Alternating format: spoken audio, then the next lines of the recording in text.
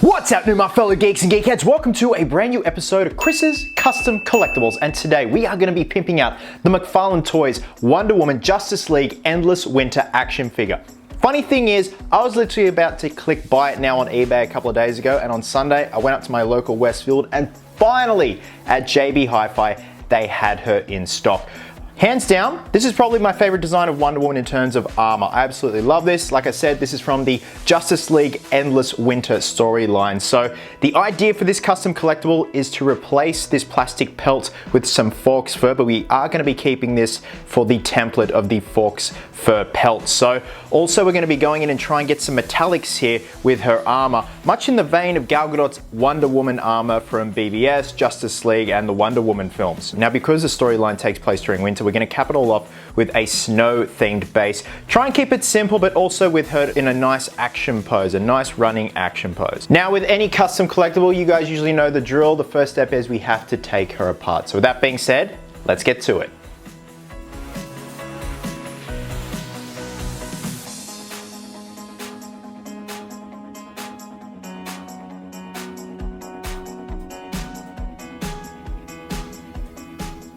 Now, one more thing, I actually just took her ponytail off just so it's going to be easier to repaint and re-detail all around here where her ponytail was draping around. So we'll just glue that back on when we're done and dusted. Live from Themyscira, it's time for some shitty commentary. So now that the figure has been dismantled, it's time to grab some good old-fashioned black kiwi shoe polish, and we're just going to be applying that to the blue areas as well as her red tunic. And by doing this, we're not going to actually leave it there to dry and scour away the excess. We're going to dab away the excess, and I just found that this also highlights the muscle tone and the texture of not only the blue portions of the suit, but also her tunic. And it also just adds a bit of wear and tear and like a bit of scuffing and possibly a bit of charring, and also darkening the figure. I don't want this figure looking too bright. Now, I also grabbed that black shoe polish and applied it to the handle of the sword, and I left it there. I didn't dab away the excess, not even scoured it. And as you can see there, I'm just applying it to the tunic, and it really highlighted that beautiful leathery texture that this figure has. This is quite a stunning figure in terms of detail. So now I'm just going to grab myself a metallic rust from Lamia, which is also an acrylic, and add a few drops of the Liquitex red acrylic ink. And this is a little custom mix because I want to do a metallic red on her breastplate, and I didn't have that on hand, so I figured, screw it, I'm going to mix my own. And it turned out really well. You got a nice sort of Gal Gadot red going on there with some metallics thrown in. Now I'm going to paint the gauntlets the same color, and I'm honestly not sure why I'm painting the upper half of the gauntlets, because they're going to be silver. And we're also going to apply that to the boots, but we've got a lot more detailing to do in terms of the boots, but I was very happy with how that color turned out. Now, I did notice at the design of the Endless Winter Wonder Woman, the inner thighs have like a leather panel and leather stitching going on there, so I just grabbed a burnt sienna acrylic, student acrylic for that matter, and just applied it there and dry brushed that acrylic onto her holster. I forgot to mention that I also applied the black shoe polish to her holster. Now we're going to grab some Lamia Old Brass, and this is for all the gold accents of the suit. I don't want it a yellow, as you can see right there.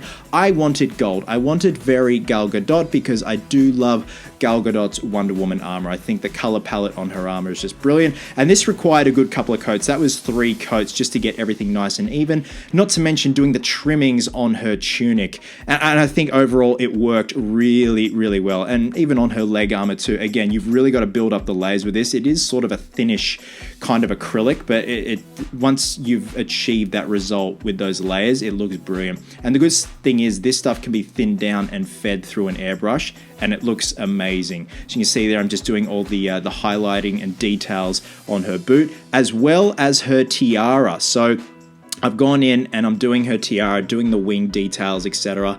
And then we're going to grab ourselves a Lamia pewter. And this is going to be for the upper portion of the gauntlet. And again, I don't know why I painted it that metallic red to begin with, knowing full well that I was going to do it, but oh well, here we are. So I'm going to grab more of that brown, and this is for all of the leather strapping that's going on around her. So we've got the strapping on the torso, the arms, and also the leg. Again, very straightforward. And this was a good 2 coats, because again, like the Lamia stuff, it is kind of thin with the first coat. It's very deterring. You think, this doesn't look right. But you got to give it a chance, give it 2 or 3 coats, and then you're good to go. And then vice versa with the torso straps there. And the good thing is, it looks brighter when you're painting it on, but when it dries, it looks like a nice aged leather.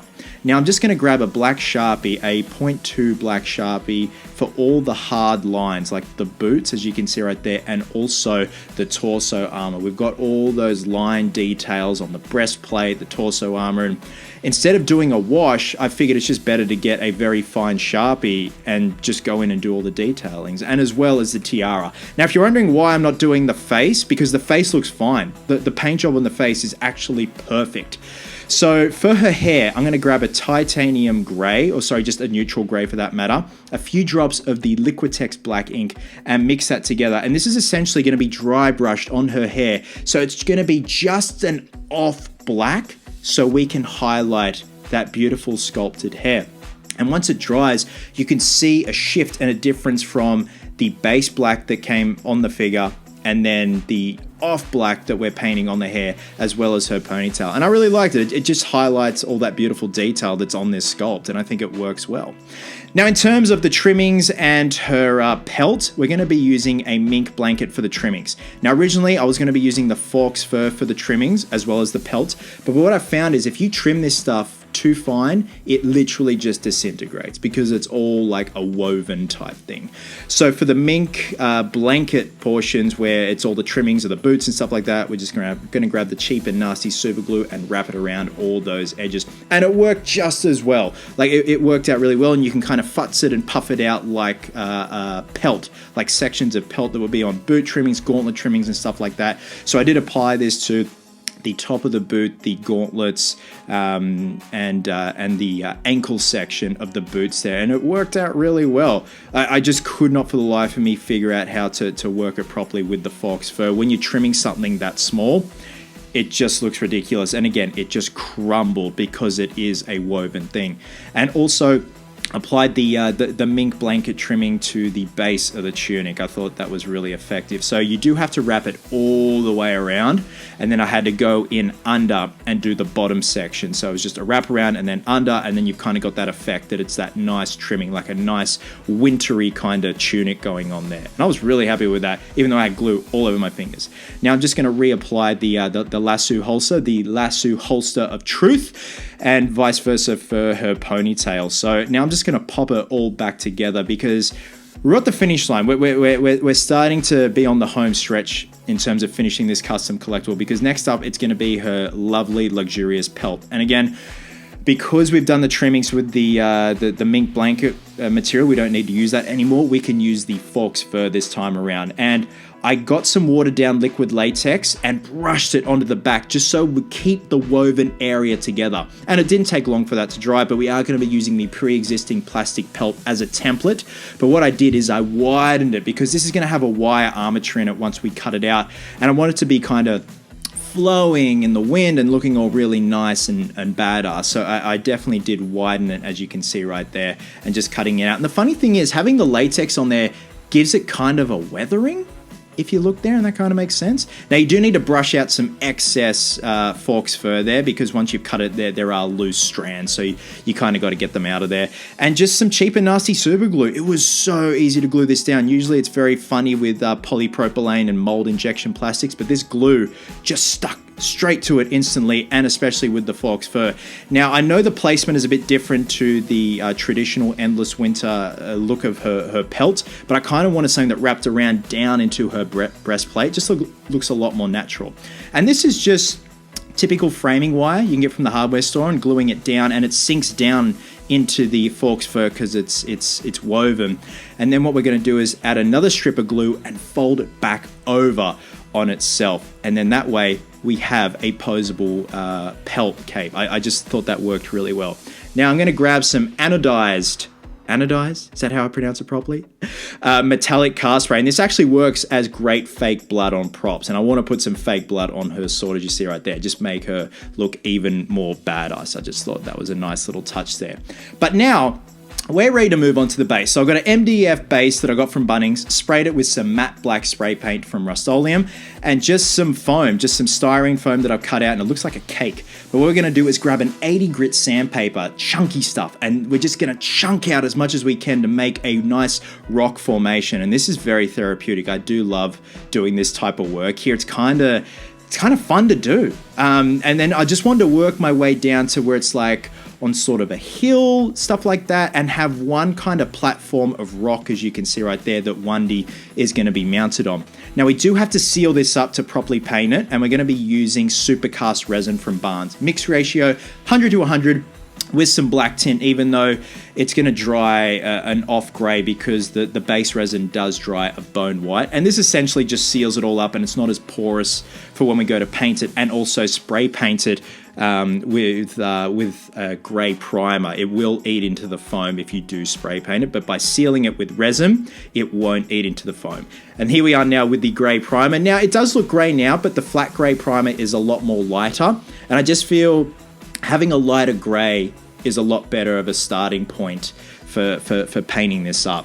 Now we're just going to dab on some unwatered down black kiwi shoe polish and then dab away the excess, and this is going to help get in all the detail and just a nice wash before we dry brush on a titanium white from Liquitex. And again, with dry brushing, you just need minimal on there just to get that nice effect, and we're just going to dry brush it all over the area, and then it just gives you that nice rock effect as you see right there. I do love the way this turns out. Now, what I got is an Allen key, an offcut Allen key, and the reason why I'm using that because of the hex shape, and it really locks into Wendy's foot. Embedded it in the foam and got some cheap and nasty super glue, and now we're ready for the snow effect. So I've gone ahead and hot glued the MDF base to the actual foam part, and while the hot glue gun was still on, I just went in and backed up the posing rod right there. Just a bit of insurance and just to make sure it's all kind of set in place. So the final step in this custom collectible is to add a bit of snow. So we have our PVA wood glue and our soft flake snow from Woodland Scenes. I've had this stuff lying around for ages and it goes a long way. So I've got some of the PVA in a cup here and some of the snow in a cup here. Gonna dab the PVA in certain areas. I probably am gonna put Wendy on the peg there because I do want to have some snow kind of caked around her boots and on her other boot too, like she's been treading through the snow.